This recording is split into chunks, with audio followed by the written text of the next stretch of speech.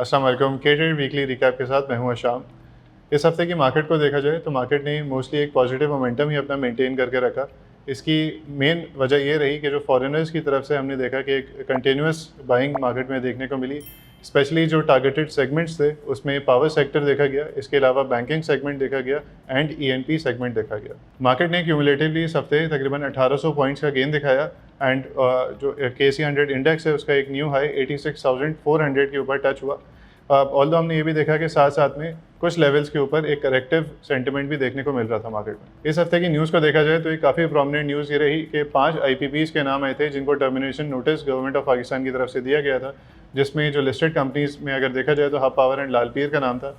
इनके हवाले से फर्दर एक प्रोग्रेस आई है, एक न्यूज़ आई है कि हब पावर ने अग्रीमेंट को एक्सेप्ट कर लिया है और ये कहा जा रहा है कि गवर्नमेंट की तरफ से जो इनकी रिमेनिंग पेमेंट्स हैं, जिसमें इंटरेस्ट पेमेंट्स प्लस इनकी कैपेसिटी पेमेंट्स हैं, वो इनको पे कर दी जाएंगी और इनका जो मेन प्लांट है वो क्लोज डाउन हो जाएगा।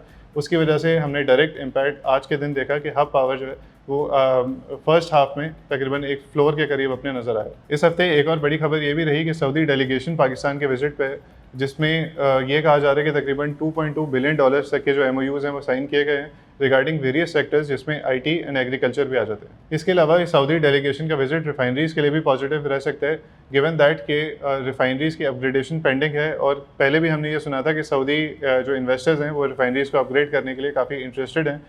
जो नोटेबल कंपनीज़ हैं जिस पे ये अफेक्ट आ सकता है include PRL, ATRL and NRL।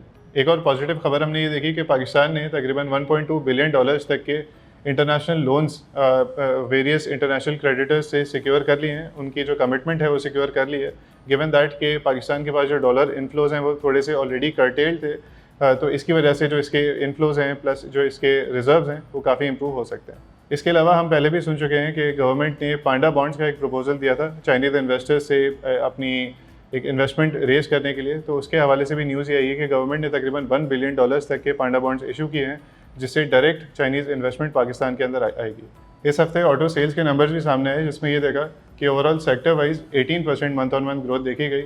Even though अगर हम ये देखें कि लिस्टेड सेक्टर्स में साजगार के अंदर हमने डिक्लाइन देखी, जो कि एक्सपेक्टेड भी था गिवन दैट के ईयर एंड होने वाला है और यूजुअली इस टाइम डिमांड स्लाइटली लेस हो जाती है, प्लस कंपेटिटर्स की तरफ से काफ़ी अट्रैक्टिव फाइनेंसिंग अपॉर्चुनिटीज़ भी दी गई, जिसकी वजह से इसकी जो 4 व्हीलर सेगमेंट है उसके अंदर ज़्यादातर हमें एक डिक्लाइन इन सेल्स देखने को मिली। लास्टली हम ये देख सकते हैं कि ड्यू टू डिक्लाइनिंग इन्फ्लेशन यही चीज़ डायरेक्टली रिलेट कर सकती है towards the next monetary policy announcement, जिसमें हम फर्दर एक इंटरेस्ट रेट कट एक्सपेक्ट कर सकते हैं।